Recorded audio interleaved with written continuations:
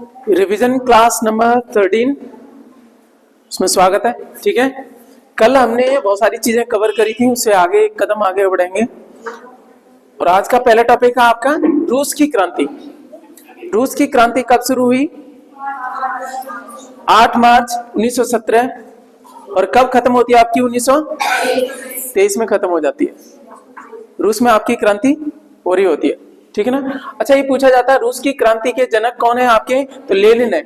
इस तरीके से सर क्रांति में अंतर क्या होता है? क्रांति का मतलब क्या होता है बताइएगा कोई? क्रांति का मतलब क्या होता है? क्रांति का मतलब होता है कम समय में ज्यादा बदलाव हो जाए। ठीक है ना, चेंजेस। ठीक है ना, in a short span of time.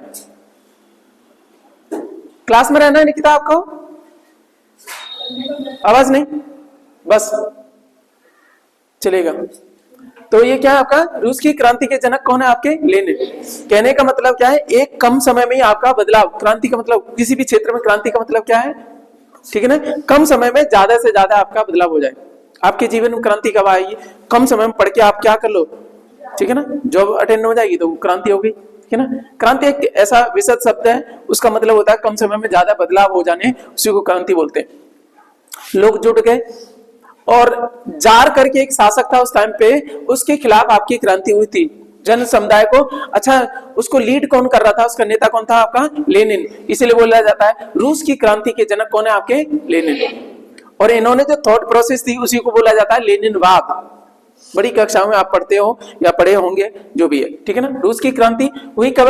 आपको देखो ध्यान रखना, ज्यादा डिटेल नहीं जाएगा, क्या 8 मार्च को हुई थी, बट 1917 जरूर पूछा जाता है। रूस की क्रांति कब हुई? 1917, यही पूछा जाता है। अच्छा, इसकी कब तक हुई? 1923 तक हुई थी। अच्छा बताइएगा कितने साल हो गए? 17 से 6 साल हो गए ना।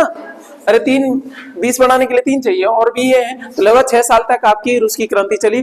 और 8 मार्च को, अच्छा ये बताओ 8 मार्च को कोई और दिवस भी है? विश्व महिला दिवस है ना। ठीक है ना, उससे लिंक कर लो। तो बस रूस की क्रांति होगी। चलो, सोवियत संघ की स्थापना कब होती है सर? 1922 में। आपको नहीं लग रहा है कि रूस की क्रांति खत्म नहीं हुई है? उसी टाइम पे आपका एक गुट बन गया अलग अलग देशों के।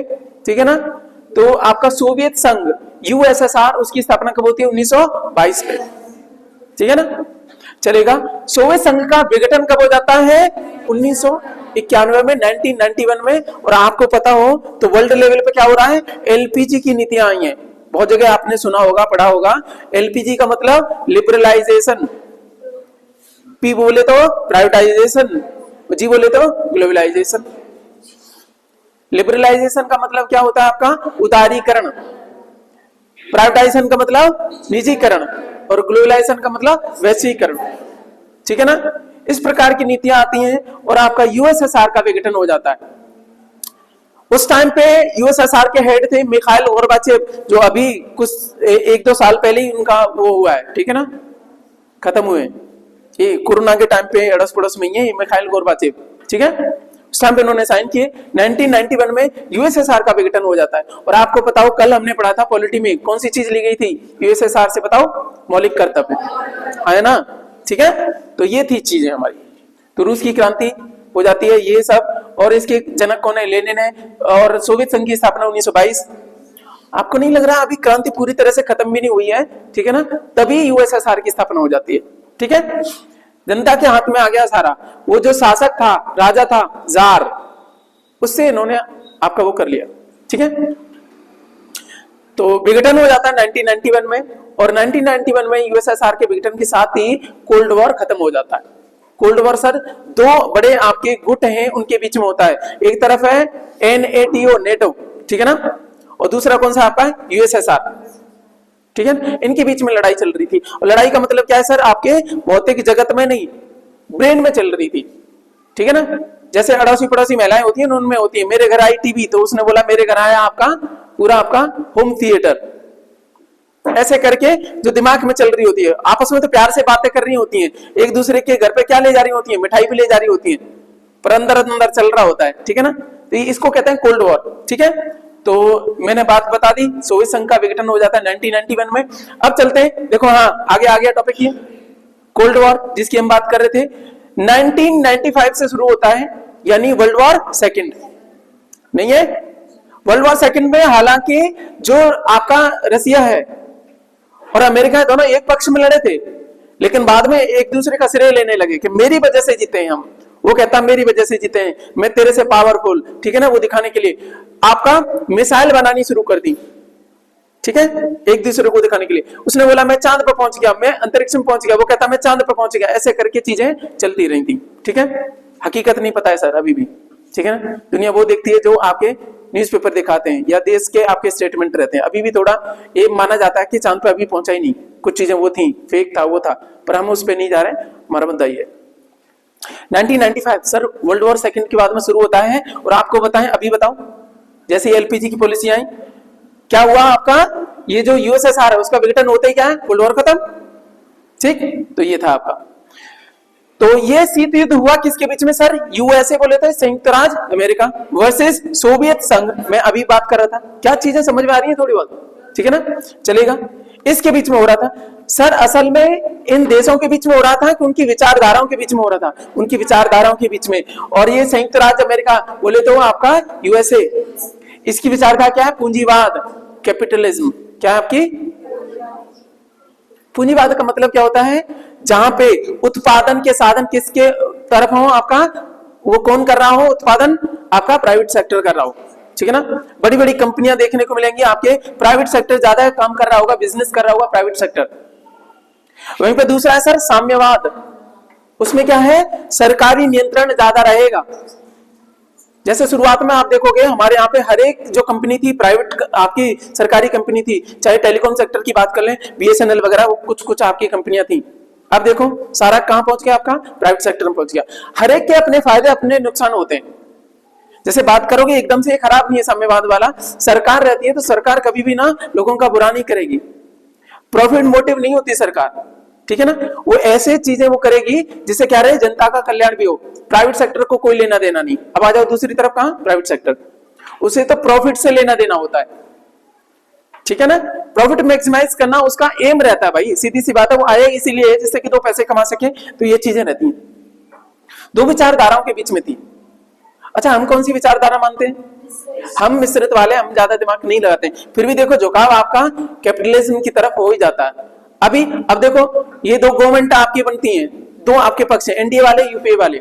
एनडीए बोले तो जो बीजेपी लेड जो ग्रुप है, हमारे यहाँ पे भी ग्रुप है ना, ठीक है ना, जो आपकी पार्टी क्या गवर्नमेंट बनाई जाती है। तो अभी कौन सा आपका एनडीए वाला, जिसको लीड कौन करता है, आपका बीजेपी, ठीक है ना। दूसरा कौन सा, यूपीए वाला, ठीक है ना, यूपीए वाला उसको लीड करता है कांग्रेस। इन दोनों की विचारधारा क्या है, ये खुद आपके नेहरू साहब क्या थे, आपके समाजवादी थे, खुद कहते हैं कि मैं क्या हूं, सोशलिस्ट हूं रसिया में। अच्छा, एक और थे आपके नेहरू साहब के साथ में, एक और थे आपके, ये बताओ, मैं उनका डायलॉग बोल रहा हूं, तुम मुझे खून दो मैं तुम्हें आजादी दूंगा, ठीक है।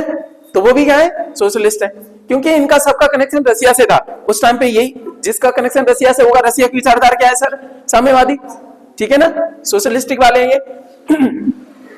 तो इन दो विचारधाराओं के बीच में लड़ाई थी, इसी को बोला जाता है आपका शीत युद्ध। कब शुरू होता है, 1945 में, कब खत्म होता है, 1991 में। क्या मैं यहां तक समझा पाया, कोई क्वेश्चन आएगा समझ में आ जाएगी, इस तरीके से ये हो गया। अब चलते हैं सर आपके एक कदम आगे, थोड़ा हिस्टोरिकल हमने बात करी, अब चलेंगे आपका छोटा करें,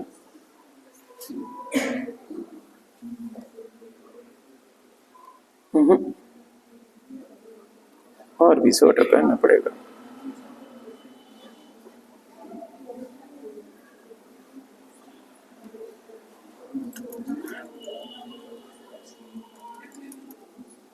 चलो, तो हमारे पास में क्या है आपका, एक क्वेश्चन है आपका, जिब्राल्टर जल संधि। इसको क्या बोला जाता है आपका, भूमध्य सागर की कुंजी। इसका मतलब इसका संबंध किससे है, आपका भूमध्य सागर से ही। सबसे पहले लेके चले आपका यूरेशिया का मैप देखेंगे थोड़ा बहुत, ठीक है ना।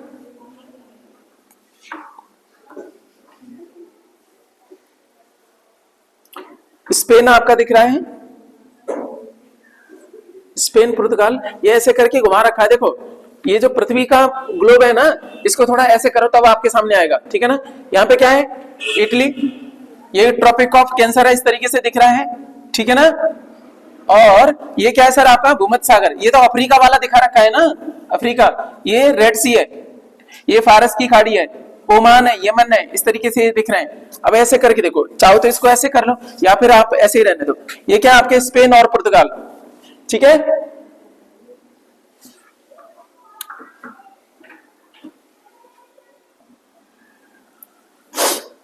तो मैंने बात करी, मैं यहां तक लेके आ रहा था आपको, ठीक है ना। अब हम बात करेंगे यहीं से, ये जो जगह है ना आपका अफ्रीका वाला, देखो यहाँ पे देखोगे अफ्रीका, यहाँ स्पेन पुर्तगाल है, ये जो जगह है ना यहाँ पे जल संधि का मतलब क्या है, दो आपके उनको जोड़ने वाला, ये जो जगह दिख रही है यहाँ पे, इसको कहते हैं आपका जिब्राल्टर जल संधि। नहीं समझ में आएगा, इसको उठा लो, यहाँ पे ये रहे पुर्तगाल, ये रहा स्पेन, नीचे क्या है मोरक्को यानी अफ्रीका महाद्वीप है, इन दोनों के बीच में यहाँ मेडिटेरेनियन सी है, भूमध्य सागर जिसको बोलते हैं, ठीक है ना। यहाँ पे क्या है अटलांटिक ओशन, इसको जोड़ रहा है, इसी को कहते हैं आपका जिब्राल्टर जल संधि, भूमध्य सागर की कुंजी बोला जाता है। आप देखो इसलिए बोला जाता है, यहाँ पे भी देख लो, भूमध्य सागर में घुसने की और कोई जगह ही नहीं है, एक वो जगह है वो तो आर्टिफिशियल है, जिसको कहते हैं सुएज नहर, वो तो बाद में बनेगी। वास्तव में देखेंगे तो बड़े बड़े जहाज कहां से निकल पाएंगे आपके, वहीं से, जिब्राल्टर जल संधि, कुंजी, चाबी, जहां से जाया जाता है, ठीक है ना। तो ये हो गई हमारी। अब मेरा प्रश्न ये है कि जिब्राल्टर हमने बात तो कर दी, यहाँ पे एक छोटा सा शहर सा भी है, वो किसके आपके कंट्रोल में है। आपको क्या लग रहा है जिब्राल्टर जल संधि को कौन कंट्रोल करता होगा, स्पेन या मोरक्को, कौन, क्योंकि दोनों यहीं पे, कोई भी नहीं, इसको करता है आपका यूके, यूनाइटेड किंगडम यानी इंग्लैंड। हाँ वैसे हम कभी सोचेंगे भी, हम सोचेंगे यार ये तो पड़ोस में तो स्पेन होएगा या फिर मोरक्को होएगा, ठीक है ना। ये अद्भुत ताकत है, ढींगरा आदमी, ठीक है। तो ये हमारी बात होगी सर, जिब्राल्टर जल संधि, स्पेन पुर्तगाल इधर है और आपके ये हैं। वर्ल्ड मैप में देखोगे अफ्रीका, तो यहाँ पे देखिएगा भूमध्य सागर की कुंजी बोला जाता है, क्या याद रहेगी जिब्राल्टर जल संधि, ठीक है ना। किसको जोड़ती है सर आपकी जल संधि है तो जोड़ती होगी, बताओ किसको, भूमध्य सागर को किससे जोड़ती है, अटलांटिक, कौन कह रहा था यार आप गुस्से पड़ाएंगे, ठीक है ना, अटलांटिक ओशन से, ठीक है ना। यहां तक बात होगी, चलेगा, ये बात हो गई आपकी। तो अगला टॉपिक उठाते हैं सर आपका, सुएज नहर जोड़ती है सर भूमध्य सागर को किससे, लाल सागर से। अब थोड़ा डिटेल समझ लेता हूं।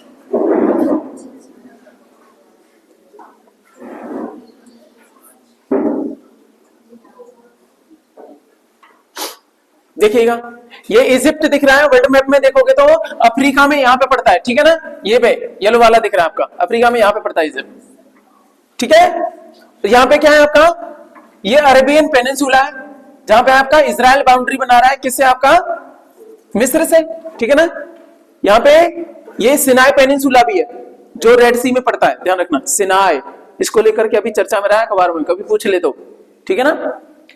देखिएगा जैसे हम बात करें जो पीओके है, वैसे तो इंडिया का है हम बात करते हैं, लेकिन कंट्रोल किसका, पाकिस्तान का है। ऐसे ही बात करेंगे तो सिनाई पेनिनसुला किसका, आपका मिस्र का, लेकिन इस पे कंट्रोल किसने कर रखा है, इजराइल ने, ठीक है ना। छोटा सा देश है। अच्छा, इस देश के जो लोग हैं ना, इनको बहुत ज्यादा नोबेल भी मिले, तो बुद्धिमान माने जाते हैं, ठीक है ना, चलेगा। तो यहाँ पे बात करेंगे तो यहीं से इजिप्ट में पड़ती है, ये जो है ना आपका, जो कौन सी नहर की बात कर रहे हैं, सुएज नहर, इस तरीके से आपका ये पोर्ट सईद इसका ये वाला है, ये ऐसे करके चलती है। इजिप्ट पड़ रहा है ना, सिनाई पेनिनसुला ये रहा जो मैं बात कर रहा था, बड़ी वाले देखो ये नहर, ये आर्टिफिशियल है आपकी। नहर और नदी में अंतर क्या होता है, नदी प्राकृतिक होती है और नहरें क्या होती हैं आपकी, मानव निर्मित होती हैं, आर्टिफिशियल होती हैं।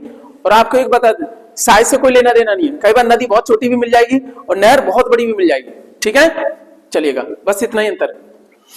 एक बात होगी सुएज नहर, तो यहां पे आ गया आपके कहां पे, तो ये रहा आपका लाल सागर, ये आपका इजिप्ट वाला पड़ जाता है, ये लाल सागर, ठीक है, और ये ऊपर है आपका भूमध्य सागर। तो लाल सागर को किससे जोड़ दिया आपकी, इधर ऐसे जोड़ लो, ये है आपका लाल सागर, यहाँ भूमध्य सागर, ये आपका नहर बना दी यहाँ पे, किस किस को जोड़ रही है आपकी, भूमध्य सागर और लाल सागर। अच्छा, किसे अलग करती है, अफ्रीका को एशिया से अलग करती है, ठीक है ना, हालांकि उतना अलग कुछ नहीं कर पा रही, ठीक है ना, पर ठीक है थोड़ा बहुत देख लेते हैं। इजिप्ट हो गया ये सारी चीजें। अब आ जाते हैं एक तीसरी वाली जल संधि। तीसरी क्या, वो जल संधि थोड़े ना थी, सुएज नहर थी, हरमुज जल संधि। जल संधि दूसरी है, हरमुज जल संधि या जल डमरू मध्य, फारस की खाड़ी और ओमान के बीच में। अब आ जाओ सर, ये क्या है आपका फारस की खाड़ी। अरे फारस बोले तो ईरान, पर्सिया बोलते हैं ना, ईरान का पुराना नाम क्या है फारस, तो ईरान ये रहा। तो फारस की खाड़ी बात करेंगे तो ये रही। अब बात यहां पे आ गई, कौन सी वाली है आपकी, हरमुज जल संधि कहां है आपकी, तो ये जो जगह दिख रही है ना यहाँ पे वहां पे फारस की खाड़ी और ओमान सागर। तो ओमान सागर यहाँ पे, फारस की खाड़ी ये रही, इनको जोड़ती है, ठीक है ना। क्या करती है, हरमुज जल संधि यहाँ पे है। अरे यहाँ पे क्या है, सुएज नहर वाली, ठीक है ना, और यहाँ पे क्या है, हरमुज वाली। अभी हमने कौन सी, जिब्राल्टर करी थी, जिब्राल्टर कहाँ है आपकी, यहाँ पे, ठीक है ना, ये जो जगह दिख रही है यहाँ पे जिब्राल्टर, बाद में रिवाइज करेंगे अभी नहीं, ठीक है ना, हरमुज हो गई। अब देखो यहाँ पे इस चीज को, इस बारे एरिया को हम करें डिटेल बड़ा सा, देखो ऐसे दिख रहा है, ऐसे ही तो दिख रहा है, ठीक है ना, ऊपर ईरान दिख रहा है और यहाँ पे आपका ये चीज है। तो कौन सा है, गल्फ ऑफ ओमान, ओमान की खाड़ी, ठीक है ना, या ओमान सागर, ठीक है, और पर्शियन गल्फ, इन दोनों को जोड़ती है स्ट्रेट ऑफ हरमुज, यहाँ पे है, उसको इनलार्ज करके देख लेना नोट्स को, ठीक है ना। अब एक और लेके चलते हैं, बाब अल मंदेब। अगली कौन सी आपकी, बाब अल मंदेब। बाब अल मंदेब जल संधि, बाब अल मंदेब। अरबी में मंदब का मतलब होता है क्या आपका, दुख, ठीक है ना, और बाब अल मंदेब, बाब का मतलब होता है द्वार, तो इसको अरबी में बोला जाता है दुख का द्वार, ठीक है ना। ये पड़ेगी कहां आपकी, बाब अल मंदेब, यहाँ पे जो रेड सी है ना आपका, रेड सी यहाँ पे, ठीक है ना, गल्फ ऑफ अदेन यहाँ पे, अदन की खाड़ी या गल्फ ऑफ अदेन, ठीक है ना, लाल सागर और अदन की खाड़ी को जोड़ती है। देखो यहाँ पे हमारी ऊपर वाली कौन सी थी, हरमुज, ये कौन सा पेनिनसुला है सर, अरब प्रायद्वीप है ना, यहाँ पे ऊपर कौन सी है आपकी, हरमुज वाली, ये रही ऊपर कौन सी है, हरमुज वाली, और नीचे यहाँ पे कौन सी आपकी, बाब अल मंदेब, यहाँ पे लिखा हुआ भी है, बकायदा चित्र है, घर पे एक बार देख लेना जरूर। यहाँ पे हरमुज वाली है जो पर्शियन गल्फ और किसको, आपके ओमान सागर को जोड़ती है। ये किसको जोड़ रही है, आपकी रेड सी, और आपके नीचे क्या है, अदन सागर, ठीक है ना। बस यही पूछा जाता है और एग्जाम में आती है, बहुत टिपिकल हो जाता है आपके लिए यदि आपने नहीं पढ़ा है तो, ठीक है। स्पेशली बात करें सीजल वगैरह में ये अच्छे से पूछा जाएगा, ठीक। तो मैंने ये सारी चीजें आपको बता दी, संधिया हो गई। अब ये संधियों वाला हमने कितनी संधि पढ़ी अभी, 3 संधि और एक सुएज नहर पढ़ी। क्या हम रिवाइज करें एक बार, ठीक है ना। तो इसको मैप को उठा लो, यहाँ पे स्पेन पुर्तगाल ऊपर है और नीचे मोरक्को वाला, कहने का मतलब भूमध्य सागर और अटलांटिक, अटलांटिक में भी कौन सा, उत्तरी अटलांटिक, उसको जोड़ती है कौन, आपकी जिब्राल्टर, ठीक है ना। ये इसको भूमध्य सागर की कुंजी भी कहा जाता है, ठीक है ना, चाबी की, क्योंकि इसी से एंटर ज्यादा होते हैं, ठीक है ना, ज्यादातर आपका ये रहता है, ठीक। किसके कंट्रोल में सर, आपके यूके के में। बस 2 बातें होगी यहाँ पे। अब आ जाओ थोड़ा निकल के आते हैं, यहाँ पे सुएज नहर पड़ेगी। सुएज नहर किसको जोड़ती है, आपकी लाल सागर और भूमध्य सागर। अब जब यहीं पे आ गए तो ऐसे कर लीजिएगा, पहले हमने हरमुज पढ़ा है लेकिन हम पहले यहीं से एंट्री मार रहे हैं, यहाँ से हमारी एंट्री, ये गए सुएज नहर से एंट्री मारी लाल सागर में, और लाल सागर से निकलेंगे तो आपको कौन सी मिलेगी, बाब अल मंदेब। बाब अल मंदेब जोड़ेगी लाल सागर को किसे, आपकी अदन की खाड़ी, अदन की खाड़ी, ठीक है ना, अदन अदेन, हिंदी में अदन ही बोला जाता है, इंग्लिश में अदन, ठीक है ना। आगे चले हम एंटर करके यहाँ पे, यहाँ से तो ओमान सागर या ओमान की खाड़ी, उससे हम जाएंगे कहाँ पे, फारस की खाड़ी के लिए, तो बीच में कौन सी पड़ेगी, हरमुज की संधि, कौन सी आपकी, हरमुज जल संधि, ठीक है ना। क्या बातें समझ में आई, पहली बार में दिक्कत आएगी, कभी भी कुछ भी चीज पढ़ोगे ना आप, देखो आपको नींद इसलिए आती है क्योंकि जो है ना, मन आपका बदलाव नहीं चाहता है, लेकिन सच्चाई यही है, प्रकृति में एक ही चीज कांस्टेंट है जिसको कहते हैं चेंज। जब आप बदलाव के लिए तैयार नहीं रहोगे तो आपकी जिंदगी में भी कुछ नहीं होगा। क्या बदलेगा, खुद ही नहीं बदलना चाहते हो तो थोड़ा वक्त तो लगता है, कठिनाई आएगी, लेकिन उन्हीं से तो आपको गुजरना है, ठीक है। तो हमने जल संधियां 3 कर दी, याद भी होगी, एक सुएज नहर भी कर ली, हो गई। ये कठिन चीजें थी, लेकिन कठिन कुछ नहीं है, एक बार आपने ढंग से पढ़ लिया तो हो जाए। अब आ जाते हैं आपका जीआई टैग की तरफ। ये सरल वाला टॉपिक है जहां पे आपके पहुंच रहे हैं, ठीक है ना। जीआई का मतलब क्या होता है, ज्योग्राफिकल क्या है आपका इंडिकेशंस, इंडिकेट करना वहां पे कि ये चीज वहां मिलती है, ठीक है ना, इंडिकेट करना। भौगोलिक संकेतक, इंडिकेशन का मतलब संकेत, हिंदी में भी लिख दिया आपका। जीआई टैग, कोई चीज कहां पे मिलती है, यही तो रहता है किसी चीज जगह का फेमस। चलो ये अधिनियम बना था 1999 में, 1999 में यह अधिनियम पारित हुआ था, किसको लेकर के, जीआई टैग को लेकर के, ठीक। और इस ये लागू हुआ है सर आपका 2003 में, और पहला जीआई टैग मिला है 2004 में, कानून लागू जरूर हो गया, पहला जीआई टैग मिला है सर दार्जिलिंग की चाय को मिला है, ठीक है, दार्जिलिंग की चाय को मिला है, दार्जिलिंग टी। दार्जिलिंग कहां पड़ता है सर, अब बताओ जल्दी से, पश्चिम बंगाल का हिस्सा है, ठीक है ना, ओके। चलो टैग लाइन क्या है सर आपकी, जीआई टैग वालों की, ठीक है ना, अतुल्य भारत की अमूल्य निधि, ठीक है ना। इसीलिए अमूल्य निधि का मतलब कहीं कहीं आपकी विशेषताएं जो पाई जाती हैं, अच्छी अच्छी चीजें, उनको आपका टैग दे देते हैं, ये चीज यहाँ पाई जाती है, वहां का ये फेमस है, उस तरीके से, ठीक है ना। तो जीआई टैग 10 वर्षों के लिए प्रदान किया जाता है। अब ये नहीं है जिंदगी भर तुम ही आपका महंगा बेचोगे, ठीक है ना, उसके बाद में तुम भी बोल सकते हो, ठीक है ना, कि यहाँ का भी फेमस है। चलो अलग अलग जगह के अपन जो है ना अब जीआई टैग करेंगे, थोड़ा बहुत इससे डिटेल हमने कर दी। अब चलते हैं जीआई टैग। अभी हाल ही का है, अभी हाल ही का एक करंट लेटेस्ट आपका क्वेश्चन है कि 2022 का है, 2022 में आपका ये हुई थी आपका, तो प्राइज दिया गया था, मोस्ट पॉपुलर जीआई प्राइज जीता है हैदराबादी हलीम ने। हैदराबाद को, हैदराबादी हलीम का जो टैग है हैदराबाद को मिला, ऑब्वियस सी बात है, ठीक है ना, हैदराबादी हलीम। अच्छा इसमें दो तीन चीजें थी आपकी जो आपके वो रहते हैं, ठीक है ना, एक तो इसको मिला था हलीम को, फॉरगेटिंग, और अच्छी चीज क्या होती है खाने वाली, हाँ नहीं, रसगुल्ला भी था, हैदराबादी बिरयानी भी था, और ये भी था, ठीक है ना, इनके ऊपर इनको पछाड़ के रसगुल्ला है ना वहां का, वो भी था इसमें। अरे वो इनमें दो तीन कंपटीशन में थे, एक और था आपके।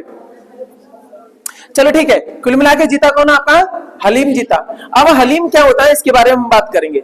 हलीम क्या है आपका, अच्छा इसमें पड़ता क्या है, एक तो दलिया पड़ता है, दलिया क्या होता है, गेहूं के टुकड़े, ठीक है ना, उससे आपका, और इसमें बहुत सारे आपके ड्राई फ्रूट पड़ते हैं, और एक चीज और पड़ती है इसमें, मांस पड़ता है, ये है हलीम, अदरवाइज दलिया कह देते हैं, ठीक है ना, यहाँ का फेमस है, ठीक है। अच्छा ये बात करें, बालक सुन लो, ये उस टाइम पे मध्यकाल में ही ये आ गया था, जैसे आपके दिल्ली सल्तनत के लोग यहाँ पे आए, हैदराबादी निजाम वगैरह, वो उनका फेमस था, ठीक है ना, वहां पे ये बनाया जाता था ये इस तरीके से।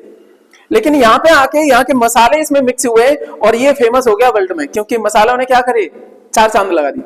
अरे चाइना का जो नूडल है ना सिंपल वाला उबाला जाता था, हमारे यहाँ के चाउमीन बना दिया अच्छे खासा वाला, ठीक है ना, चाउमीन जो ना क्या करा उसमें घने सारे मसाले डाल देते हैं, कुछ भी डाल दिया, ठीक है ना, हम अलग ही डिजाइन बना देते हैं, ठीक। तो ये हैदराबादी हलीम ध्यान रखना, ठीक है ना, ओके। तो एक है आपका निहोंसु का जीआई टैग, जापान को मिला है, अभी चर्चा में रहे थे महत्वपूर्ण वाले हुए, निहोंसु का जापान को मिला है। कंदमाल हल्दी और रसगुल्ला का जीआई टैग उड़ीसा को मिला है। रसगुल्ला एक और है रसोगुल्ला, वो कहां का है, पश्चिम बंगाल का, रसगुल्ला उड़ीसा का, दोनों बातें में अंतर समझना, रसोगुल्ला पश्चिम बंगाल और रसगुल्ला केवल सा सवाल रहे तो उड़ीसा वाला, ठीक है ना, रसो पश्चिम बंगाल, ठीक है ना, रसगुल्ला तो पश्चिम बंगाल का, रसगुल्ला उड़ीसा का। कंदमाल हल्दी, हल्दी है, जीआई टैग उड़ीसा को मिला। टेराकोटा गोरखपुर का,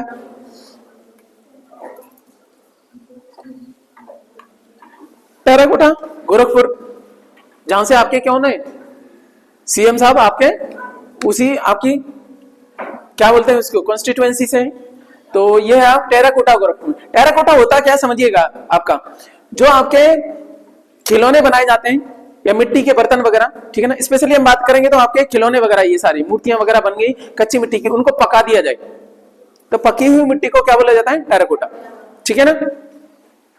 तो गोरखपुर टेराकोटा, ये आपके देखोगे तो बहुत सारी चीजें आपके देखने को मिलेंगी, गोरखपुर में आपका ये होता है, टेराकोटा का काम जीआई टैग मिला हुआ है, ठीक है। सोजत की मेहंदी आपकी राजस्थान में, सोजत की मेहंदी कहाँ की आपकी? राजस्थान की। और कोटा डोरिया राजस्थान का है सर। कोटा डोरिया साड़ियां हैं विशेष प्रकार की, बहुत अच्छी लगती है, ठीक है ना। कोटा डोरिया राजस्थान में आपका जो साड़ियां हैं वहां की। कोटा डोरिया जीआई टैग कहां के लिए है? राजस्थान के लिए। मिथिला मखाना बिहार का। बिहार में मिथिला प्रदेश पड़ता है नहीं, कहां से जुड़ा हुआ आपका? कौन से? नेपाल वाले रीजन में, नेपाल के साइड में आपका रीजन है, वहां पे मखाना बहुत ज्यादा आपका प्रोड्यूस हो जाता है, तो जीआई टैग मिला है बिहार को, मिथिला मखाना, ठीक है ना।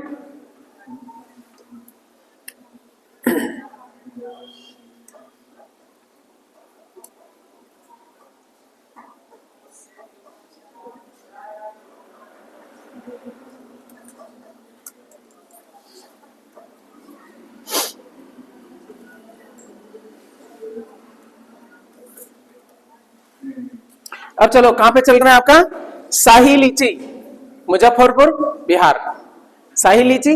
अच्छा, मुजफ्फरपुर में आपका देखोगे तो राष्ट्रीय लीची अनुसंधान केंद्र भी है। अब क्यों है? क्योंकि देखो वहां की लीची फेमस है, जहां पे जो चीज ज्यादा होगी वहीं पे ना बनेगा वो, ठीक है ना। तो ये क्या है आपका? शाही लीची कहां की फेमस है आपकी? बिहार में। और बिहार में कहां? मुजफ्फरपुर। याद रहेगी बात।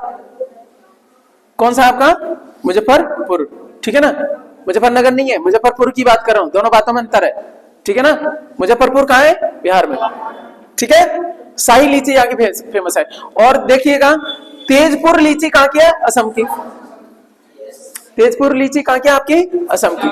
ये लीची इस तरीके से रहता है, मार्केट में आते हैं, आपने देखोगे इसको खाल से छुड़ाओ फिर वैसे खाते हैं, ठीक है ना। इसमें बीज, भीतर बीज ज्यादा निकलता है, ऊपर भी रहता है, खोल के देखोगे तो कुछ नहीं है, थोड़ा व्हाइट व्हाइट सा रहता है। आगे है सर आपका नीलंबुर टीक। टीक क्या होता है सर? सागौन के बागान हैं, केरल में पाए जाते हैं इस तरीके से, ठीक है ना। ये जो चित्र दिख रहा है किसका आपका? ये वाला। ये तो लीची वाला ही हो गया। फिर नीलंबुर टीक वाला ये वाला है, सागौन के। साल सागौन ये आपके क्या है? इमारती लकड़ियां हैं, ठीक है ना। तो उसके लिए स्पेशली आपका लकड़ी के लिए आपका ये वो करे जाते हैं, फल वल कुछ नहीं लगता है इनमें, सागौन के। इसमें टर्माइट दीमक वगैरह नहीं लगती है, इसलिए सागौन के आपके वो रहते भी है, ठीक, ठीक है। हमारे तो बगिया में था सागौन के, अभी भी है शायद, है नहीं? खत्म खत्म, कटवा दिए। वहां चक पे तो है, हाँ वहां तो है, अभी तो है हम पे। उधर भी है, कितने हैं? 60-70 से ऊपर होंगे अभी तो। चल ठीक, आजा सर। नीलंबुर वहां पर भी कट गए, सही है, आलू है गए। चल ठीक, नीलंबुर टीक हमें मुझे पता ही नहीं है, गया ही नहीं बड़े दिनों से। नीलंबुर टीक सागौन के बागान कहाँ के सर? केरल के। बहुत भव्य से देखेंगे वहां पे सागौन की खेती अच्छी खासी हो रखी है, ठीक है ना। तो लकड़ी के लिए स्पेशली आपके वो लगाए जाते हैं, और कोई काम का है नहीं, यहाँ से फल वगैरह नहीं मिलता है, ये बाद में काट दी जाती है। बहुत सारे यूकेलिप्टस वगैरह के भी आप बाग लगवाते हो, ठीक है ना, नहीं करते हैं क्या? और भी होता है वो जो होती है माचिस को बनाते हैं, माचिस बनाने वाले, वो कौन सी लकड़ी है? हाँ, पॉपुलर बोल देते हैं इसको, हाँ जो भी है व्हाटएवर, ठीक है ना। गमोचा का जीआई टैग मिला है किसको? आपका असम को। अरे असम के लोग वो गमछा सा पहनते हैं ना, उसको गमोचा बोलते हैं। देखो इस तरीके से दिखता है, चित्रों से आपको वो हमेशा के लिए याद रह जाएगा, आया ना गमोचा। अरे असम के लोग जो बिहू वाला करते हैं तो इसमें कमर में भी बांध लेते हैं, ज्यादातर वो दिया ही जाता है असम में, गमोचा। जीआई टैग किसको मिला है? असम को। बिहू है ना असम का, है ना। चलो, तंदूर रेड ग्राम या तंदूर चना दाल का जीआई टैग मिला है तेलंगाना को। ये है आपका एक विशेष प्रकार का आपका चना जो रेड दिखता है, इसी को कहते हैं तंदूर चना, तंदूर लाल चना, तंदूरी लाल चना, ठीक है ना। ये सोयाबीन जैसा दिखता है लेकिन है वो आपका ग्राम चना, ठीक है ना।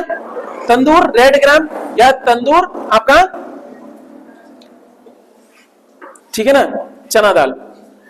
जीआई टैग मिला है तेलंगाना को, तंदूर तेलंगाना ऐसे करके कर लेना। सफेद प्याज का जीआई टैग मिला है महाराष्ट्र को। व्हाइट जो आपका जो अनियन है ना, वहीं पे आपका वो होती भी है, आपके कहीं भी मार्केट में आ जाती है व्हाइट वाली। अच्छा, स्पेशली बात करें कहाँ की? आपकी नासिक की। नासिक की प्याज फेमस है, ठीक है ना, महाराष्ट्र में भी अंदर। अरे बहुत सारा मार्केट में देखो कहां से है, नासिक से आई है, ऐसे करके बात करते हैं। व्हाइट वाली जो अनियन है वहां से आती है, ठीक है ना।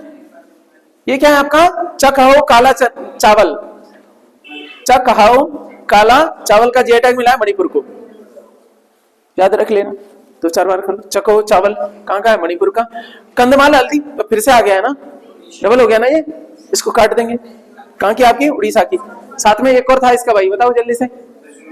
रसगुल्ला, रसगुल्ला था ना, चलो रसगुल्ला। अबे तेरी ये कहां से आ गए दोबारा से? दोनों ही आ गए ना, चलो। अच्छा इधर आ जाओ। कोडाई कनाल मलाईपुड़ू कहाँ का है? तमिलनाडु का। कोडाई कनाल मलाईपुड़ू कहाँ का है आपका? तमिलनाडु का। मलाईपुड़ू नहीं ला पाया ना, ठीक है, मलाई का कुछ बन रहा होगा, कोडाई कनाल जो भी है व्यंजन है, ठीक है ना। कंबम अंगूर का जीआई टैग मिला है तमिलनाडु को, कंबम अंगूर, ठीक है। कंबम आपका वो जो घाटी है ना वहां पे मिला है तमिलनाडु में, ठीक है ना, ये भी है। सुंदरजा आम का जीआई टैग मिला है मध्य प्रदेश को, सुंदरजा आम, ठीक है ना। जीआई टैग किसको मिला आपका?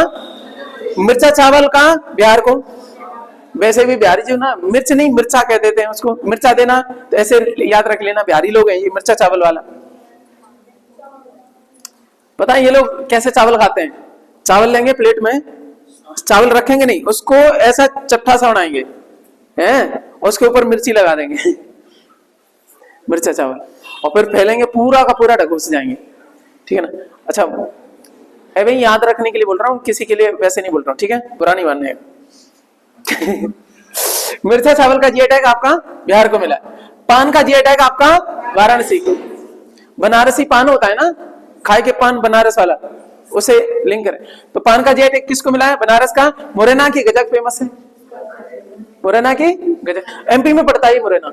मुरैना वाले अपनी यही बोलते हैं, आपके कौन सी ये ब्रजभाषा ही बोलते हैं, और भैया कहाँ जा रहे हो, यही वाली बोलते हैं, ठीक है ना। नागरी दुरेबाज चावल कहाँ का है? छत्तीसगढ़ का। नागरी दुरेबाज चावल कहाँ का है? छत्तीसगढ़ का। अत्रेयापुरम पूथारे कुल्लू मिठाई, अत्रेयापुरम पूथारेकुलु मिठाई कहाँ की आपकी? आंध्र प्रदेश। सर ऐसा उल्टा सीधा दिख जाए साउथ का ही रहेगा, ठीक है ना। हालांकि उल्टा नहीं, हमें बेवकूफी लगती है, देखो ऐसा नहीं बोलने का, ठीक है ना, हर चीज सही है इसको। चलो ठीक है। अत्रेयापुरम पूथारेकुलु मिठाई कहाँ की आपकी? आंध्र प्रदेश की। याक चुरपी को जीआई टैग मिला है अरुणाचल प्रदेश को। इसको समझिएगा, याक चुरपी का मतलब क्या होता है? नाम बोल दिया याक, याक के दूध से बनने वाले पनीर को याक चुरपी कह देते हैं। अब तुम्हें नहीं पता है कि पनीर ही है तो तुम कहोगे ये चुरपी क्या होता है, ठीक है ना। अब उनके गांव में गए, चुरपी चुरपी, तुम कहोगे ठीक है दे दे भाई तुम, और तुम्हें पनीर पसंद नहीं है, तुम नाराज हो जाओगे, कहाँ चुरपी चुरपी बोलता जा रहा है, पनीर पसे रहे। एक ताऊ की कहानी बताई थी नहीं, गांव से गए बारात में, तो वहां पे ये थोड़ी ना बोलते हैं कि आपका चावल, ठीक है ना, थोड़ा वो जो ना आपका क्या है मसालों के साथ में वो कर दिया जाता है, उसको पुलाव बोल देते हैं, ठीक है ना, बहुत सारी चीजें वेजिटेबल्स मिक्स कर देते हैं। तो वो कह रहा है पुलाव पुलाव पुलाव, निकल अल्लाह दत्ते जंग पे, उसने रखा थोड़ी बहुत तो कुरेद के देखा बाबा ने। तो आप ही के क्षेत्र की बात है, रियल बात बोल रहा हूं मैं। तो वो कहते हैं सास के भात पस्सा तो डोल रहे, कह रहे हैं फुलाव फुलाव, पत्थर और घेरी के रख दी।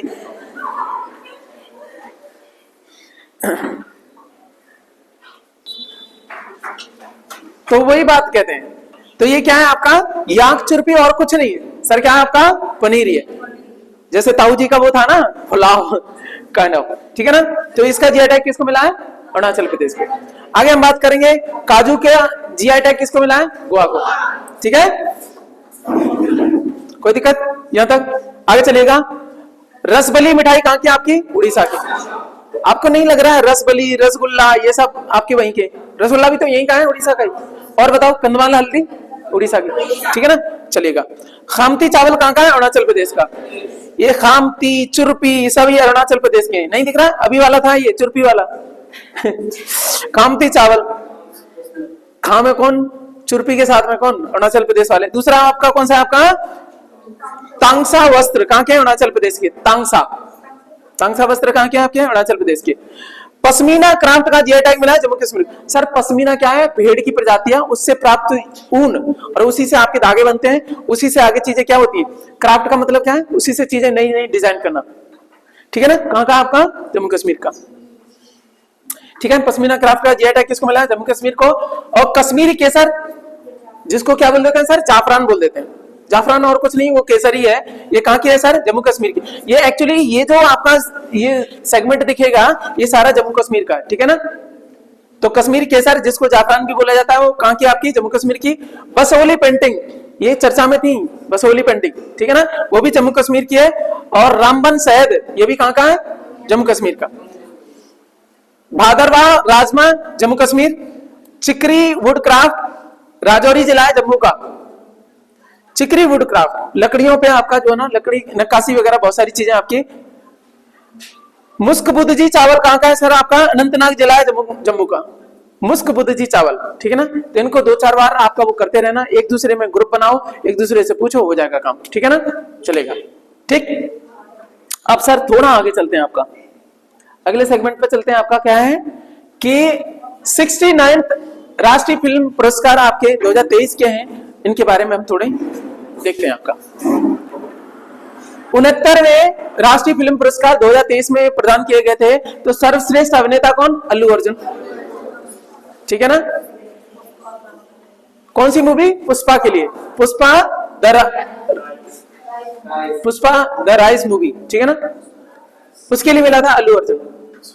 अल्लू अर्जुन कहाँ के आपके, साउथ में कहाँ के,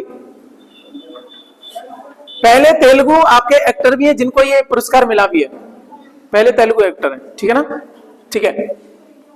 सर्वश्रेष्ठ अभिनेत्री अगेन आलिया भट्ट, ठीक है, पापा की कृपा से मिल ही जाता है हर बार, ठीक है ना, क्योंकि उसमें पैनल में बैठते हैं पापा जी, ठीक है ना, आलिया भट्ट के, क्या नाम है, कौन से भट्ट हैं, महेश भट्ट, ठीक है, चलेगा। सर्वश्रेष्ठ अभिनेत्री कौन है आपकी, आलिया भट्ट। गंगूबाई काठियावाड़ के लिए मिला था, ठीक है ना। अच्छा, अभी और भी आ गए जो अपडेट हो गए, और भी आ गए, ठीक है ना, फिर भी मिल गया, आलिया भट्ट को भी मिला है, ठीक है। अच्छा, कृति सेनन को भी मिला था, मिमी एक मूवी आई थी, 2 को मिला था ये आपका सर्वश्रेष्ठ अभिनेत्री का। आलिया भट्ट को मिला था गंगूबाई काठियावाड़ के लिए, तो कृति सेनन को मिला था मिमी के लिए, ठीक है ना। आगे चलेगा, सर्वश्रेष्ठ निर्देशक बोले तो डायरेक्टर, इसका किसको मिला है आपका, निखिल महाजन को। मराठी फिल्म थी गोदावरी, मराठी फिल्म थी गोदावरी, उसको लिए मिला था, ये डायरेक्टर के रूप में अच्छा काम किया था उन्होंने। सर्वश्रेष्ठ फिल्म का नरगिस दत्त पुरस्कार मिला है द कश्मीर फाइल को। देखो कई बार पुरस्कारों के नाम बदल दिए जाते हैं, तो एक पुरस्कार है आपका नरगिस दत्त पुरस्कार, ये किसको मिला है, द कश्मीर फाइल्स, ठीक है ना, उसके लिए मिला है। सर्वश्रेष्ठ फीचर फिल्म कौन सी रही, ये तो आपके अभिनेता अभिनेत्री हो गए, बीच में ये दूसरी चीज डाल दी यहाँ पे, ठीक है ना। अब आ जाते हैं फिर से आपके राष्ट्रीय फिल्म पुरस्कार बारे में, जो बेस्ट जो मूवी रही थी, नेशनल जो फिल्म जो अवार्ड्स मिले हैं, उनमें से आपका बेस्ट जो मूवी रही है वो कौन सी रही है आपकी, रॉकेटरी दी नाम्बी इफेक्ट। ये पूछ उसमें भी था, पहले भी आ गए, है ना, चलो करंट अफेयर में था ये अच्छा खासा। और बेस्ट आपकी जो आपके बच्चों वाली फिल्म कौन सी थी, बाल फिल्म कौन सी थी आपकी, गांधी एंड कंपनी, गुजराती में थी गांधी एंड कंपनी, ठीक है ना। उसके बाद में सर्वश्रेष्ठ हिंदी फिल्म कौन सी थी, सरदार उधम सिंह। फीचर फिल्म रॉकेटरी द नाम्बी इफेक्ट था, और सबसे हिंदी फिल्म में कौन सी थी, सरदार उधम सिंह। तो ये सारी चीजें थोड़ी बहुत देख लेना। अब बात करते हैं आपके 53वें दादा साहब फाल्के पुरस्कार। 53वें Dada Saheb Phalke life time achievement पुरस्कार 2021 के लिए दिया गया था वहीदा रहमान के लिए।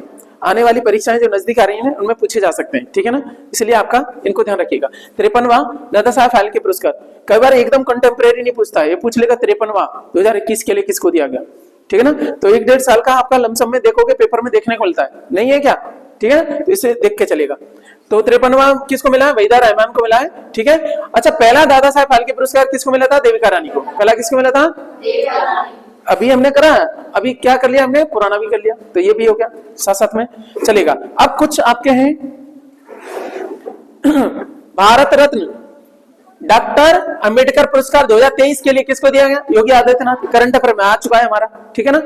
आगे चलिए, बाल गंगाधर तिलक पुरस्कार 2023 के लिए दिया गया नरेंद्र मोदी को। आगे देखिएगा, Ramon Magsaysay award 2023 doctor Ravi Kannan को दिया गया। ऑन्कोलॉजिस्ट है ये, कौन है आपके, ऑन्कोलॉजिस्ट, हिंदी में ऑन्कोलॉजिस्ट कह देते हैं, ऑन्कोलॉजिस्ट होता है, ठीक है ना,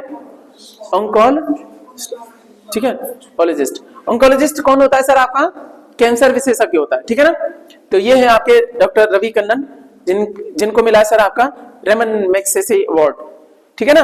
रेमन मैग्सेसे अवार्ड के बारे में हम थोड़ी बात करें। अरे इसमें कुछ चीज रह गई क्या? हाँ चलो कोई बात नहीं। Transforming Asia inspiring the world, ऐसे रेमन मैग्सेसे अवार्ड है।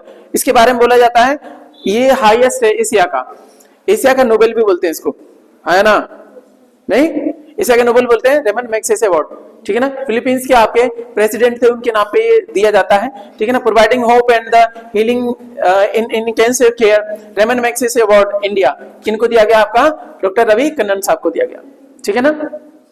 एक आशा की किरण कैंसर के लिए, ठीक है ना, रवि कन्नन साहब। सर आगे देखिएगा आपका क्या है, अंतरराष्ट्रीय बुकर पुरस्कार 2023 जॉर्जी गोस्पिडनोव, बोलो मेरे साथ में, जॉर्जी गोस्पिडनोव, जॉर्जी गोस्पिडनोव, ठीक है ना। इनको मिला अंतरराष्ट्रीय बुकर पुरस्कार 2021 का, वर्ष 2021 का गांधी शांति पुरस्कार गीता प्रेस गोरखपुर, करंट में भी आ चुका है हमारा, ठीक है ना। रिवीजन हो गया इस बार और कुछ नहीं। फ्रांस के knight of the order of the arts and letters से किसे सम्मानित किया गया? राहुल मिश्रा को। लेटर्स मेन वाला ध्यान रखना, उससे है आपके राहुल मिश्रा, ठीक है ना। बाकी बहुत सारा लंबा सा है फ्रांस का, ठीक है ना।